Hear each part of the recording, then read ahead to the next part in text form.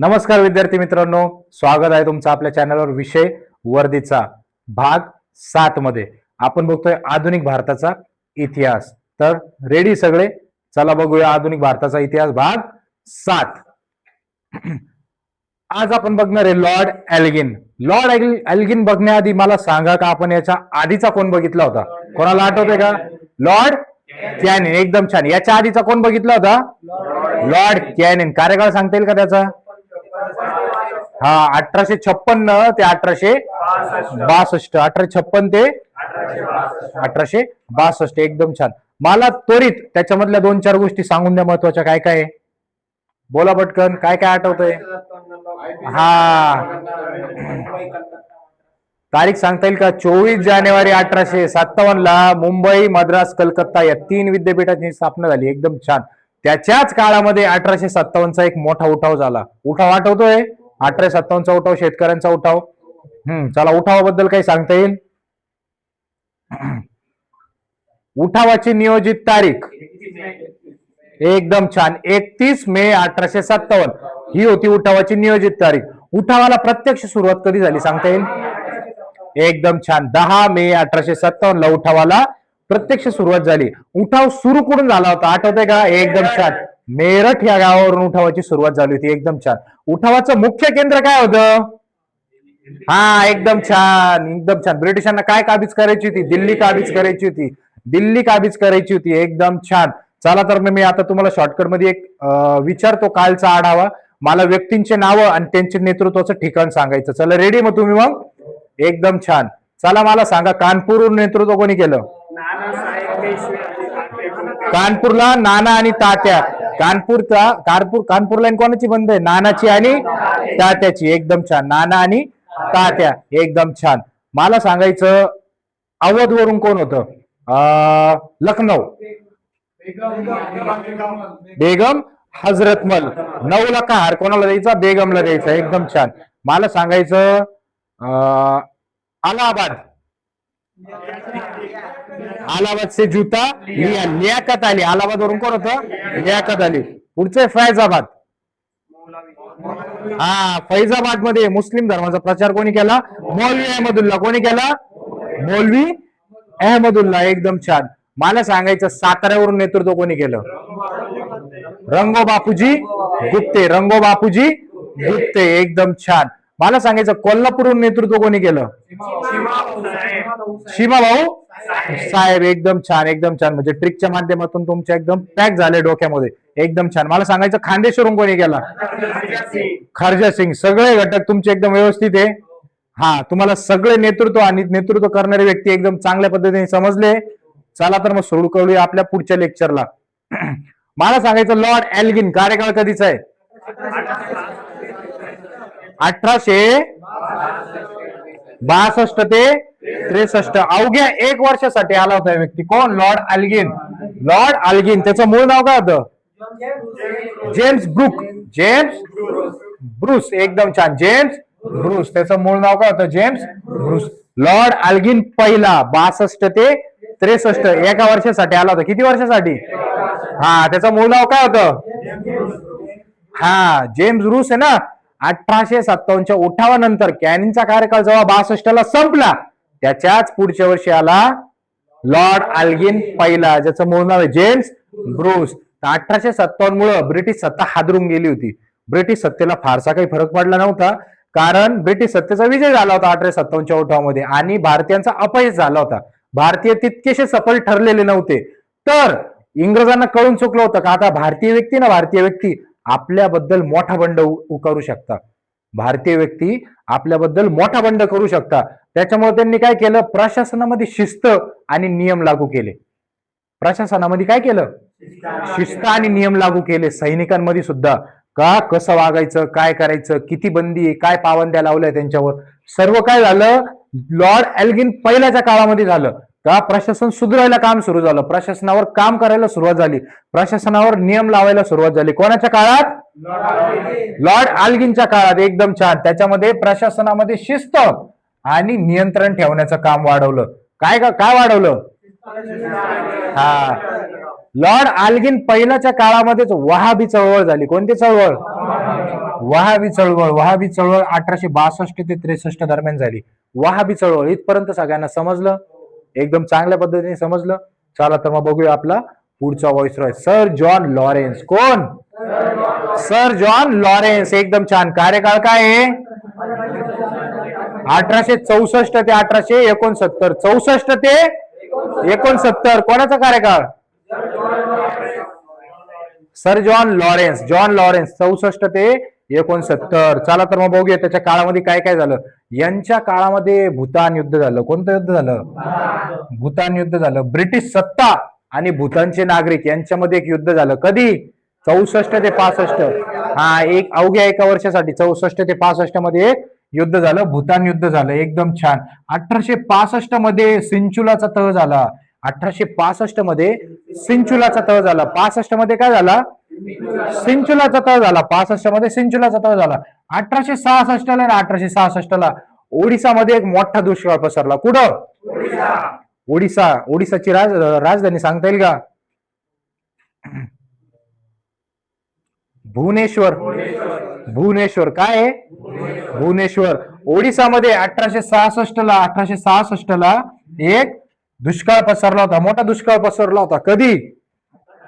1866. ओडिसामध्ये एक दुष्काळ पसरला. ओडिसाची राजधानी भुवनेश्वर. एकदम छान. आपल्याला अभ्यासाच्या दृष्टीने सगळे घटक महत्वाचे, त्याच्यामुळे जेवढे जेवढे प्रश्न बनतील आपण सगळे समावेश करायचा प्रयत्न करत चालू. ओके. हा, यांच्याच काळामध्ये 1864 ला डेट्रिच ब्रँडिस. कोण? डेट्रिच ब्रँडिस या नावाच्या व्यक्तीला inspector general of forest, inspector general of forest, IG हे पद दिलं होतं. कसलं? फॉरेस्टचं, फॉरेस्ट ऑफिसरचं आयजी हे पद दिलं होतं. कोणाला? डेट्रिच ब्रँडिस. कोणाला? हा, कधी दिलं होतं? 1864 ला डेट्रिच ब्रँडिस यांना आयजी हे पद दिलं होतं फॉरेस्ट ऑफिसचं. समजलं का? आणि यांच्याच काळामध्ये अफगाणिस्तानचे धोरण राबवले गेले होते. अफगाणिस्तानसाठी एक धोरण राबवलं गेलं होतं. अफगाणिस्तानची राजधानी सांगता येईल का? एकदम छान. काय राजधानी? काबूल. अफगाणिस्तानचा आणि भारताचा एक अजून संदर्भ आहे सीमारेषा संबंधी. सांगता येईल का किती आहे? अफगाणिस्तानला आपल्या भारताची 108 किलोमीटर लांबीची सीमा लागलेली आहे. भारताच्या आजूबाजूला जेवढे देश आहे ना, सगळ्या देशांपैकी सगळ्यात कमी सीमा अफगाणिस्तानला लागली. कुठं कुठं 106 दिली, कुठं कुठं 108 दिलेली. 106 आणि 108 हे दोघंही लक्षात ठेवा. जर सगळ्यात जास्त सीमा विचारली, सगळ्यात जास्त सीमा लागली बांगलादेशला. कुठं? बांगलादेशला. बांगलादेशला लागलेली 40-96. बांगलादेशला किती लागलेली आहे? 40-96. बांगलादेशला 40-96 आणि अफगाणिस्तानला 108 किलोमीटरची सीमा लागली अफगाणिस्तानला. बरोबर. इथपर्यंत कोणाला काय अडचण? हा, पुढचा आहे आपला viceroy Lord Mayo. Lord Mayo. Lord मेयोचा कार्यकाळ आहे 1869 ते 1872. 1869 ते 1872. अवघे 3 वर्षासाठी राहिला होता. 3 वर्षासाठी राहिला म्हणजे याचा राहण्याची इच्छा होती, पण त्याचा खून करण्यात आला होता. त्या दृष्टीने आपल्याला महत्वाचं आहे, भारतात मृत्युमुखी पडलेला किंवा मर्डर झालेला हा पहिला आणि एकमेव व्हॉइसरॉय. कोण? Lord Mayo. Lord Mayo. तर चला आता बघूया लॉर्ड मेयो बद्दल. लॉर्ड मेयो ना, लॉर्ड मेयो. लॉर्ड मेयोने सगळ्यात पहिले भारताची प्रायोगिक तत्वावर जनगणना केली होती. फक्त एक प्रायोगिक तत्वावर 1871-72 मध्ये 71-72 मध्ये भारताची प्रायोगिक तत्वावर पहिली जनगणना केली होती. त्याला बघायचं होतं का नेमकं भारतामध्ये किती लोक राहतात, काय राहतात, कशी आपण यांची जनगणना करू शकतो, ह्या गोष्टी केल्या होत्या लॉर्ड मेयोने. जर तुम्हाला प्रश्न आला का भारतामध्ये जनगणनाचा पहिला प्रयत्न कोणी केला, हमखास त्याचं नाव मारायचं लॉर्ड मेयो. Lord Mayo. पण लॉर्ड मेयोने जी जनगणना केली ती प्रायोगिक तत्वावर होती बरं का, कायमस्वरूपीची नव्हती. प्रायोगिक तत्वावर जी होती, प्रायोगिक तत्वावर केली 1871-72 मध्ये. 1869 ला कृषी विभागाची स्थापना केली. कसली स्थापना केली? कृषी विभागाची. मग तुम्हाला महाराष्ट्राचा कृषी दिन सांगता येईल का रे? हा, एकदम छान. 1 जुलै असतो महाराष्ट्राचा कृषी दिवस. कोणाच्या स्मरणार्थ साजरा केला जातो? वसंतराव नाईक. वसंतराव नाईक यांचा जन्मदिवस 1 जुलै. जन्म नाही, 1 जुलै त्यांचा स्मरणार्थ, त्यांच्या स्मरणार्थ कृषी दिवस साजरा केला जातो. वसंतराव नाईक यांचा संबंध महाराष्ट्राच्या बाबतीत कसे संबंधी घेऊ शकता तुम्ही? काय आठवतंय का? महाराष्ट्रामध्ये हरित क्रांतीचे जनक वसंतराव नाईक. जर भारतामध्ये विचारलं तर भारतामध्ये एस एस स्वामीनाथन भारतामध्ये. जर जगामध्ये विचारलं, जगामध्ये नॉर्मन बोरलॉग. जगामध्ये हरित क्रांतीचे जनक नॉर्मन बोरलॉग. फक्त भारतापुरता मर्यादित विचार केला, भारतामध्ये एस एस स्वामीनाथन. जर महाराष्ट्राचा विचार केला तर महाराष्ट्रामध्ये वसंतराव नाईक. एकदम छान. चला तर बघूया का आता 1870 ला काय झालं. 1870 ला लॉर्ड मेयोने आर्थिक विकेंद्रीकरणाचं धोरण आणलं. आर्थिक विकेंद्रीकरणाचं धोरण कधी आणलं? 1870 ला. एकदम छान. त्याने आर्थिक विकेंद्रीकरणाचं धोरण राबवल्यामुळं त्याला आर्थिक विकेंद्रीकरणाचा जनक असं म्हणतात. काय म्हणतात? तर भारतामध्ये आर्थिक विकेंद्रीकरणाचा जनक कोण आहे? Lord Mayo. त्याचा कार्यकाळ 69 ते 72. लॉर्ड मेयोला आर्थिक विकेंद्रीकरणाचा जनक असे म्हणतात. लॉर्ड मेयोला आर्थिक विकेंद्रीकरणाचा जनक असे देखील म्हणतात. एवढा घटक प्रॉपर समजला. 69 ला कृषी विभागाची स्थापना. 70-71 ला काय झालं? जर क्रमाने बघायचं झालं तर 1869 ला कृषी विभागाची स्थापना. 1870 ला त्याने काय केलं? आर्थिक विकेंद्रीकरण केलं. 1870 ला आर्थिक विकेंद्रीकरण. जर त्याच्याच पुढच्या वर्षी विचार केला 71-72 तर प्रायोगिक जनगणना. त्याच्याच पुढच्या वर्षी 1872 ला तो अंदमान इथे गेला कैद्यांची पाहणी करण्यासाठी. अंदमान येथे एक सेल्युलर नावाचं जेल आहे. कोणतं जेल? Cellular jail. या सेल्युलर जेलमध्ये तो कैद्यांची पाहणी करण्यासाठी गेला. काय कैदी कसे राहताय, काय करताय, किंवा यांच्यावर काय बंदी लावायची, काय करायचं, काय शिक्षा द्यायची, ह्या कामासाठी तो सेल्युलर जेलमध्ये गेला. सेल्युलर जेलमध्ये ना शेर अली नावाचा एक पठाण होता. शेर अली नावाचा एक पठाण होता. या धर्मवेड्या म्हणजे या पठाणाने काय केलं माहिती का? या पठाणाने ना जेव्हा त्याला मौका मिळाला त्यांनी लॉर्ड मेयोचा खून करून टाकलं. लॉर्ड मेयोला संपवून टाकलं. लॉर्ड मेयोची हत्या करून टाकली. त्यामुळं आपल्याला खूप मोठा प्रश्न निर्माण होतो का भारतात हत्या झालेला एकमेव व्हाईसरॉय कोणता? तर तो निघतो आपला लॉर्ड मेयो. भारतामध्ये मृत्युमुखी पडलेला आपला पहिला व्हाईसरॉय आणि शेवटचा व्हाईसरॉय लॉर्ड मेयो. त्याचा मृत्यू कोणी केला होता? तर त्याचा मृत्यू शेर अली आफ्रिदी नावाच्या एका पठाणाने केला होता. कोणी केला होता? शेर अली नावाच्या एका पठाणाने त्याला ठार मारलं होतं. कोणाला? लॉर्ड मेयोला. लॉर्ड मेयोला जेव्हा 1872 ला मारण्यात आलं, त्याचा खून करण्यात आला, त्याच्या स्मरणार्थ लॉर्ड मेयोच्या स्मरणार्थ त्याच्या 3 वर्षांनी 1875 ला अजमेरमध्ये मेयो कॉलेजची स्थापना करण्यात आली. काय करण्यात आली? अजमेरला 1875 ला त्याच्या स्मरणार्थ लॉर्ड मेयोच्या स्मरणार्थ त्याला आदरांजली वाहण्यासाठी 1875 ला अजमेरला मेयो कॉलेजची स्थापना करण्यात आली. एवढा घटक व्यवस्थितपणे समजला. लॉर्ड मेयो पर्यंत कोणाला काही अडचण? एवढा घटक व्यवस्थित समजला तर लॉर्ड मेयो हा भारतात मृत्यू पावलेला किंवा हत्या झालेला पहिला व्हाईसरॉय. समजलं? पहिला आणि शेवटचा. पुढचा आहे सर नॉर्थ क्रूक. पुढचा कोण आहे? Sir north crook. Lord Mayo होता 69 ते 72. नॉर्थ क्रूक 72 ते 76. नॉर्थ क्रूक कुठपर्यंत आहे? 72 ते 76. 72 ते 1876. 1873 ला बिहारमध्ये दुष्काळ पसरला. आपण याच्या आधी आता एक दुष्काळ बघितला होता 1866 ला. एकदम छान. ओडिसाला दुष्काळ बघितला होता 1866 ला. कुठे गेला? हे पाहिजे बघा 1866 ला ओडिसामध्ये दुष्काळ. आणि त्याच्याच पुढे आपण कुठं बघितला? 1873 ला. 1873 ला बिहारमध्ये दुष्काळ. बिहारमध्ये मोठा दुष्काळ पसरला. याच्याच काळात ब्रिटिश सरकारने बर्मा येथून भारतामध्ये तांदूळ आणायला सुरुवात केली. काय केलं? बर्मा म्हणजे आत्ताचा म्यानमार. तुम्हाला आठवतंय का? तुम्हाला माग मी राज्यघटना शिकवली होती. राज्यघटनेमध्ये तुम्हाला सांगितलं होतं म्यानमारची राज्यघटना लिहिण्यासाठी एका भारतीय व्यक्तीचं योगदान आहे. एकदम छान. कोणाचं? बी एन राव. आपले कायदेशीर सल्लागार आहे ते. राज्यघटनेचे कायदेविषयक सल्लागार आहे. कोण?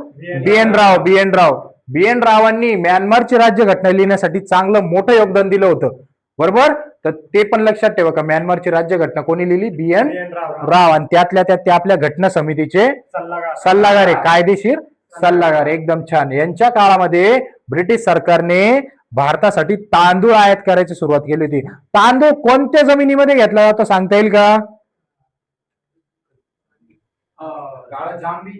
एकदम छान. तांदूळ हा गाळाच्या मातीमध्ये घेतला जातो. तांदूळ हा साध्या मातीमध्ये घेतला जात नाही. तांदळाच्या पिकाला पाणी जास्त लागतं, त्याच्यामुळे तो गाळाच्या मातीत घेतला जातो. हा, कोकणामध्ये पाण्याचं प्रमाण जास्त आहे ना, त्याच्यामुळे तिथं गाळाच्या मातीमध्ये, चिखलाच्या मातीमध्ये, गाळाच्या मातीमध्ये तांदळाचं पीक जास्त घेतलं जातं. गाळामध्ये अजून कोणतं पीक घेतलं जातं सांगता येईल का? नाही. गाळाच्या मातीमध्ये कोणतं? तांदूळ आणि सुपारीच्या बागा. सुपारी ज्याला पोपळी म्हणतात, पोपळी. सुपारीच्या बागा आणि तांदूळ या दोन पिकांची शेती गाळाच्या मातीमध्ये चांगल्या प्रकारे येते. एकदम छान. मला काळ्या मातीमधली पिकं सांगता येतील का? हा, काळ्या मातीला काळा रंग कशामुळे येतो? टिटॅनी फेरस मॅग्नेटाइट नावाच्या घटकामुळे. टिटॅनी फेरस मॅग्नेटाइट नावाचा जो घटक आहे त्याच्यामुळे मातीला काळा रंग येतो. आणि त्याच्यामध्ये कापूस, गहू, ऊस, ज्वारी, तंबाखू, जवस आणि कडधान्य एवढ्या धान्यांची पिकं घेतली जातात. काय काय? कापूस, गहू, ऊस, ज्वारी, तंबाखू, जवस आणि कडधान्य एवढ्या पिकांची लागवड काळ्या मातीमध्ये केली जाते. राहिली आपली जांभी माती. जांभ्या मातीमध्ये फळबागांची लागवड केली जाते. जांभ्या मातीमध्ये फळबागांची लागवड केली जाते. एकदम छान. फळबागांमध्ये सगळ्यात जास्त तिथं आंबा आणि चिकू आणि त्याचबरोबर काजू ह्या पिकांची लागवड जास्त केली जाते. चला तर मग येऊया आपल्या महत्वाच्या घटकाकडे. काय आहे का 1873 ला बिहारमध्ये दुष्काळ पसरला. त्याच्याच पुढच्या वर्षी यांच्याच काळात ब्रिटिश सरकारने म्यानमार, बर्मावरून तांदूळ आणायला सुरुवात केली होती. काय आणायला?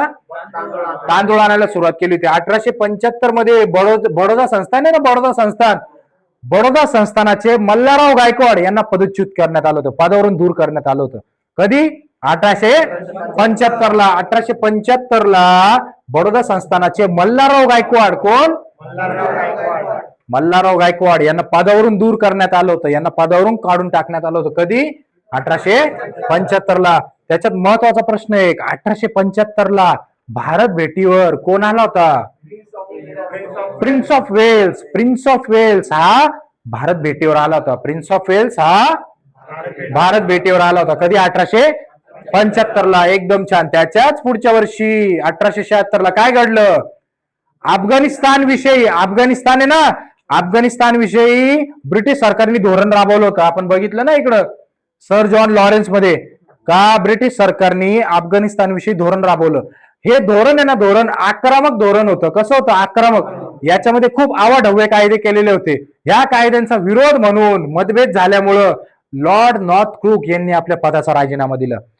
सर नॉर्थ क्रूक आहे ना, यांनी अफगाणिस्तानच्या धोरणांवरून आपल्या व्हॉइसरॉय पदाचा राजीनामा देऊन टाकला. काय केलं? व्हॉइसरॉय पदाचा राजीनामा दिला. कोणी? Sir north crook. त्यांचा कार्यकाळ होता 72 ते 76. एकदम छान. 1875 ला ना, 1875 ला अलीगड कॉलेजची स्थापना आहे. कोणत्या? अलीगड कॉलेजची स्थापना. ही अलीगड कॉलेजची स्थापना आहे 24 मे 1875 ला. 24 मे 1875 ला अलीगड कॉलेजची स्थापना आहे. कोणत्या कॉलेजची? अलीगड कॉलेजची. कोणी केली? सर सय्यद अहमद खान. कोण? सर सय्यद अहमद खान यांना हे कॉलेज स्थापन करण्यासाठी महत्वाचं नेतृत्व म्हणजे sir north crook. Sir north crook यांचं होतं. तुम्हाला महत्वाचं आहे कॉलेज कधी स्थापन झालं? कॉलेज स्थापन झालं 1875 ला. तुम्हाला सर नॉर्थ क्रूक पर्यंत सगळं व्यवस्थित समजलं? हा, आपण आजची सुरुवात बघितली लॉर्ड आल्गिन पहिल्यापासून. आल्गिनचा कार्यकाळ आहे 62 ते 63. एकदम छान. त्याच्यानंतर बघितलं आपण सर जॉन लॉरेन्स 64 ते 69. 64 ते 69. पुढचा आपण बघितलं लॉर्ड मेयो 69 ते 72. पुढचा आपण बघितला सर नॉर्थ क्रूक 72 ते 76. एवढा घटक व्यवस्थितपणे समजला? हा. वहाबी चळवळ कुठे गेली? वहाबी चळवळ आहे ना, ही खूप जुनी चळवळ आहे. वहाबी या ठिकाणापासून ती चळवळ होत गेलेली आणि ती यांच्या काळामध्ये त्याला बंदी घातली होती त्यांनी या चळवळ. शेतकऱ्यांची एक चळवळ होती, त्यांनी त्याच्यावर आळा घातला होता याच्या काळामध्ये, लॉर्ड आल्गिन पहिल्याच्या काळामध्ये. ओके, हा चला, एवढा घटक समजला व्यवस्थित? कोणाला काही अडचण? एवढा घटक व्यवस्थित समजला मित्रांनो? जर तुम्हाला व्हिडिओ आवडत असेल तर व्हिडिओला जास्तीत जास्त शेअर करा, सबस्क्राईब करा आणि आपल्या पोलीस भरती करणाऱ्या मित्रांपर्यंत असे व्हिडिओ जास्तीत जास्त पोहोचवा, जेणेकरून ज्यांना पण वाटतं का जीके जीएस हा खूप बोरिंग टॉपिक आहे, कंटाळवाणा आहे, वाचायचा कंटाळा येतो, ज्यांना वाचायचा कंटाळा येत असेल त्यांना हे ऐकायला द्या, त्यांना हे बघायला द्या, जेणेकरून त्यांना समजेल का जीके जीएस हा किती मजेशीर टॉपिक आहे. आणि जर तो समजून घेतला किंवा ट्रिकच्या माध्यमातून तो समजायला किती सोपा आहे, तुम्हाला हा टॉपिक क्षुल्लक वाटेल. मित्रांनो, जर तुम्हाला व्हिडिओ आवडत असेल तरी जास्तीत जास्त याला शेअर करा आणि तुमचं प्रेम असंच दाखवत चला, कारण जो भाग नाही गर्दीचा फक्त त्यांचाच विषय वर्दीचा. चला, भेटूया आपल्या पुढच्या व्हिडिओमध्ये.